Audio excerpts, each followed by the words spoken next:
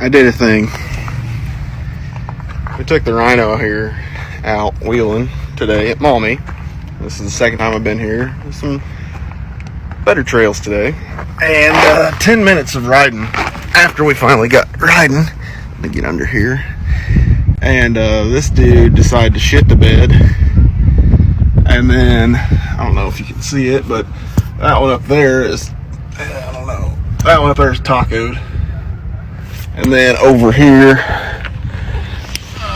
this one got into the drive shaft. And then this decided to start leaking for whatever reason. It shouldn't, but it did. So, yeah, fun.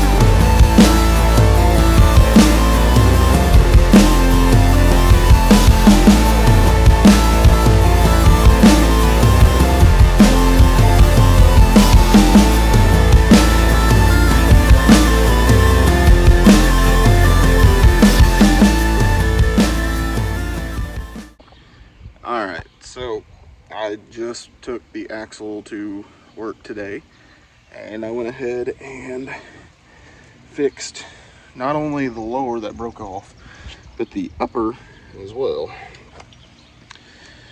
Let me see if I can get a good shot here. There we go. Went ahead and used this 1/2 inch plate.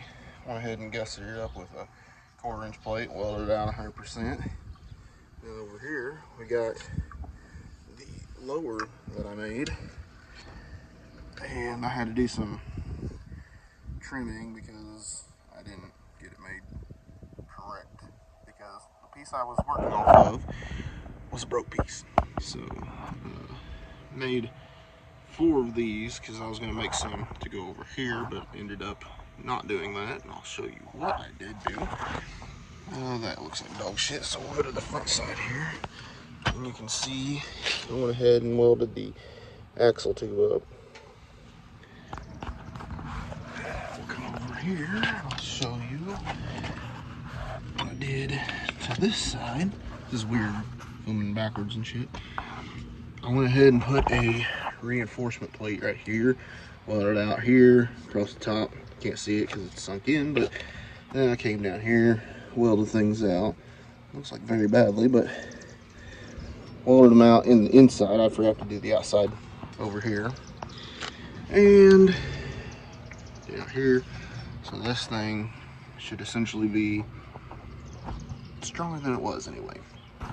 So now I need to go over here, fix the mid shock, and put her back to bed, and hopefully get going again. I was really hoping to get going by this weekend, which would be May 1st, which would be the women's off-road day. I was going to take the wife to Attica for her first time, and for a chance to enter to win a cool, I think it's a Razor 1000 Turbo, maybe? I couldn't remember. I haven't been on Facebook or Instagram for about 4 days now, so I'm not going to now to even look it up. So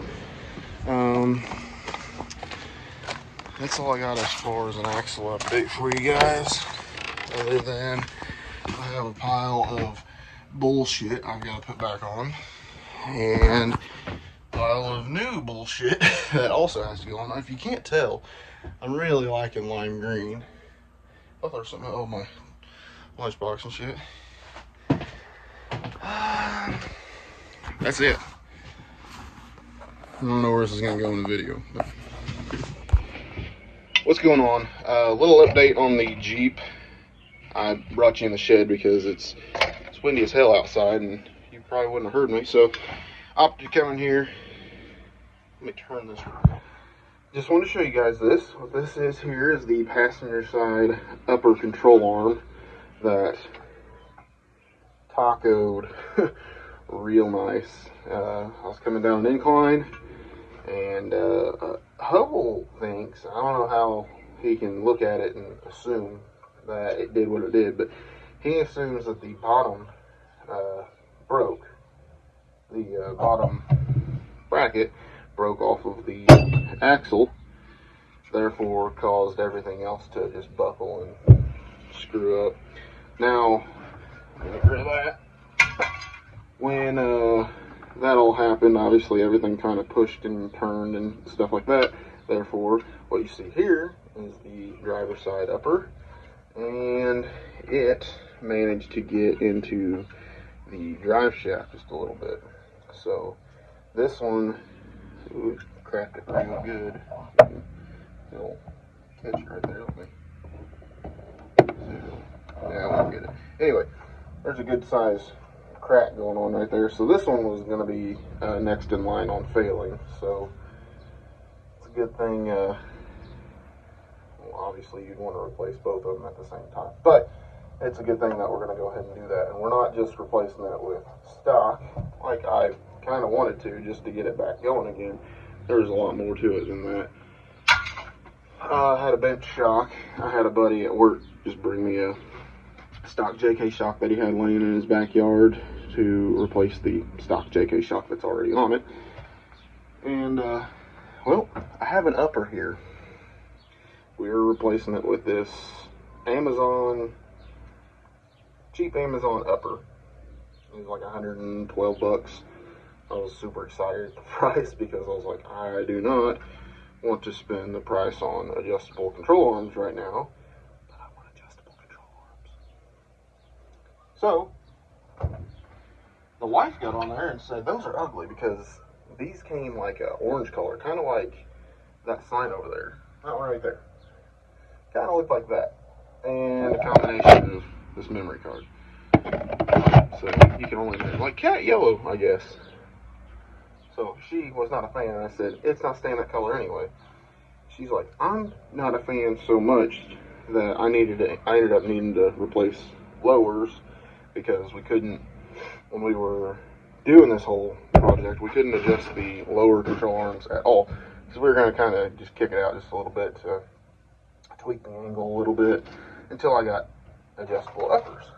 And, yeah, we couldn't get them to move. So, with that being said, the wife ordered some Rough Country lower control arms. I had Rock Crawler. There wasn't anything wrong with them other than the fact I was an idiot, new to the world of pretty much anything when it came to parts and off-roading. So I didn't anti-seize the shit.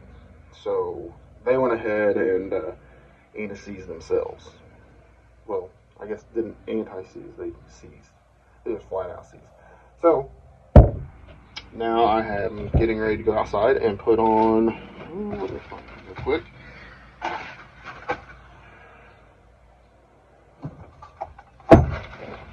I just had them. Oh, I bet they're in the gym.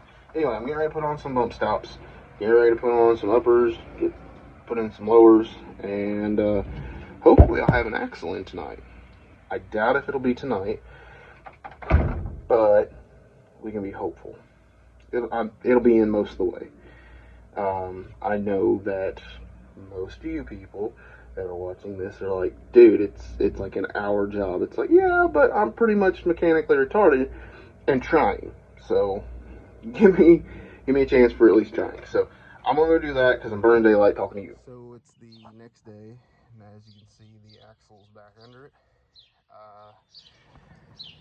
Everything's actually tightened up. The only reason that wheel's not on is because the shock was bent, and I had a buddy bring me a shock. These are JK shocks, just stock JK shocks.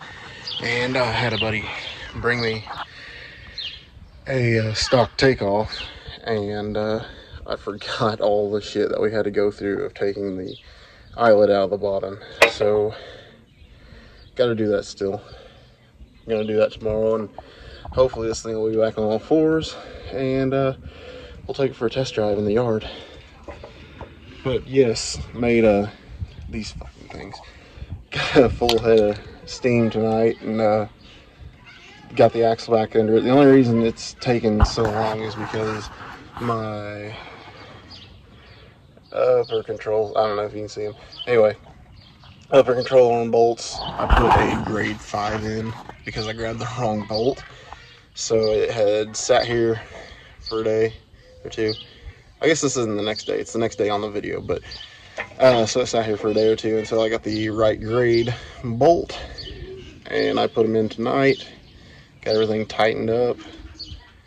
I was like, oh, okay, you know, the arms are tightened, that's as far as I want to go tonight. And Lindsay was in there in the house, said all of her stuff's basically caught up, so I went ahead and kept on going. Oh, I have bump stops now. So Hubble said bump stops are cool. They are when you're running 35s on a 3-inch lift. So anyway, I gotta get that piece and the other shock. Get the brake blade. Gotta get the brakes bled, and should be good to go. Hopefully. I spent a lot of time on this bitch by myself, so. Oh well, that was fun. Alright, I'm done rambling.